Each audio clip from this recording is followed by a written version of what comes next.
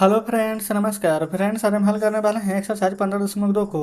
कल हमने 15.2 में ही ना 1 से 5 तक के प्रश्न को हल करा दिए थे। यहाँ पर देखेंगे टाइप 1 जो कि लघु उत्तरीय प्रश्न था ना, इसको हम हल नहीं कराए थे। आज हम इन सभी प्रश्न को हल करा करके ना इस चैप्टर को खत्म कर देंगे, ठीक है।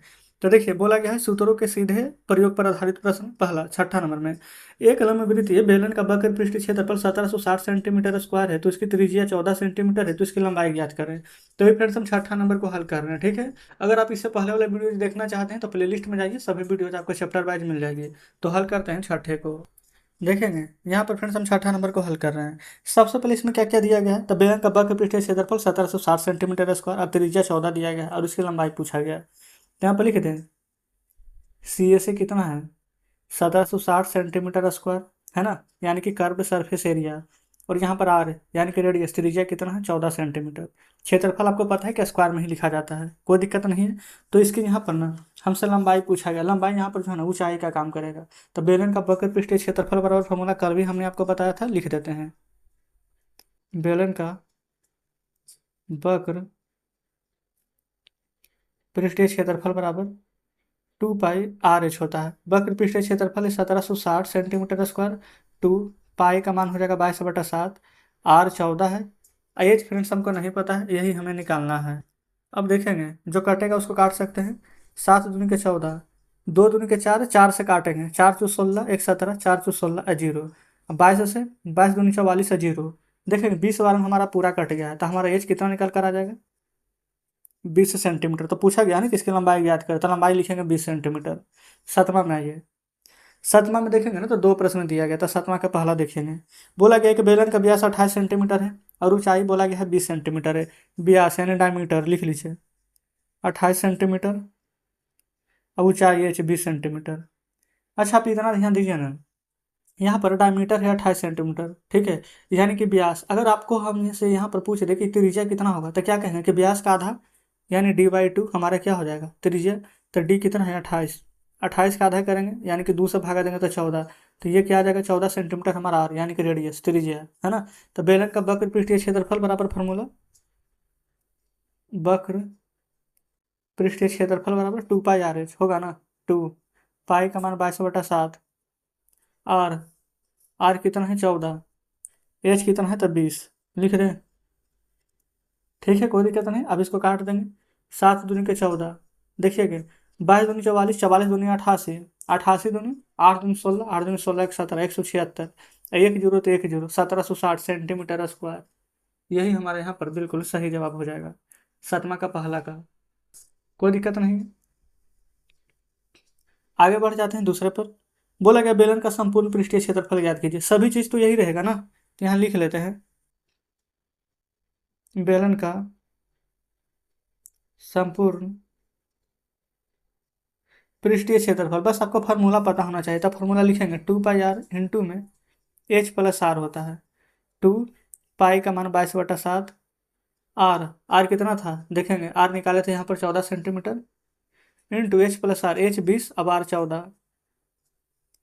20 + 14, 7 दूनी के 14 कटेगा। 22 दूनी 44 है, 44 दूनी 88 गुना 20 में यहाँ पर 14 जोड़ेंगे तो 34। और 88 गुने आप 34 करेंगे ना, तो फ्रेंड्स हमारा 2992 आ चुका है। क्षेत्रफल निकालना है तो इतना सेंटीमीटर स्क्वायर हो जाएगा, है ना। तो सतमा का पहला दूसरा दोनों प्रश्न हल हो जाता है। चलिए अगले पेज पर देखेंगे। अगले पेज पर आ चुके हैं फ्रेंड्स। अगला लास्ट हमारा यहाँ पर 8 नंबर प्रश्न, इसको ध्यानपूर्वक समझिएगा, है ना। प्रश्न में क्या बोला गया है, वर्णन कीजिए कि दाईं तरफ दी गई आकृति किस प्रकार से एक समान है और किस प्रकार से एक दूसरे से भिन्न है। किन डिब्बों का पार्श्व पृष्ठीय क्षेत्रफल अधिक है। तो इसका मतलब क्या है कि हमें यहाँ पर इसका पार्श्व पृष्ठीय क्षेत्रफल बोला गया निकालने के लिए। पहला फिगर में क्या दिया गया बेलन, दूसरा फिगर में क्या दिया गया है यहाँ पर तक घन। तो एक तरफ ऐसे लिख सकते हैं बेलन, एक तरफ इधर घन लिख लें। आप यहाँ बिल्कुल लिख सकते हैं। बेलन में क्या क्या दिया गया है जो लिख लेते हैं, व्यास यानी डी। डी कितना है 7 सेंटीमीटर। अच्छा, ऊंचाई कितना है एच 7 सेंटीमीटर। और घन की तरफ लिख लें। घन में देखेंगे भुजा कितना है 7 7 सेंटीमीटर। तो यहाँ पर भुजा भुजा को हम यहाँ पर ए लिख लेते हैं। ए कितना है 7 सेंटीमीटर, ठीक है। अच्छा, पार्श्व पृष्ठीय क्षेत्रफल किसका अधिक है, तो हम यहाँ पर ना फार्मूला लिख लेते हैं। बेलन का पार्श्व पृष्ठीय क्षेत्रफल बराबर, फार्मूला यहाँ पर ना लिखेंगे pi into D into H. ठीक है, अब आप सोचिएगा pi into D into H, ऐसा फार्मूला तो नहीं पढ़े हैं, तो देखेंगे वक्र पृष्ठीय क्षेत्रफल वाला फार्मूला होता है ना 2 पाई r h। आप कहेंगे जी हाँ ये तो होता है, तो देखिए हमने क्या किया, पाई को पाई लिख दिए, एच को एच लिख दिए। अच्छा ये डी के जगह ना ये 2r के जगह पर हम डी लिखे हैं, ये नहीं हो सकता है, बताइए। व्यास का आधा dy/2 करते हैं तो क्या निकलता है यार, होता है ना यार। अब बताइए हम चाहे कि नहीं, हमको व्यास लिखना है तो डी बराबर क्या होता है, इधर क्रॉस मल्टीप्लाई तो 2r। तो इसलिए फ्रेंड्स हमने यहाँ पर फार्मूला तो ऐसे यही होता है 2 पाई r h, आप बिल्कुल यही लिखिए। लेकिन अगर व्यास दिया हुआ रहेगा तो आप डायरेक्ट ऐसे भी लिख सकते हैं, ठीक है। 2r के जगह पर डायरेक्ट डी, पाई डी एच, ठीक है, तो और आसान हो जाएगा। तो देखिए पाई का मान यहाँ पर क्या हो जाएगा 22/7, डी डी कितना है 7, एच भी कितना है 7, एक साथ से एक साथ कट जाएगा। अब 22 × 7 करेंगे तो 154, 54 से होता है, कितना सेंटीमीटर स्क्वायर आ जाएगा, बताएगा। कोई दिक्कत नहीं है। अगर किसी को लगता है ना कि नहीं हमको ये फार्मूला समझ में नहीं आया है, कैसे आया है, हम यही फार्मूला से बनाएंगे, तो बेशक आप इसी फार्मूला से बनाइए ना, आपका आंसर आ जाएगा।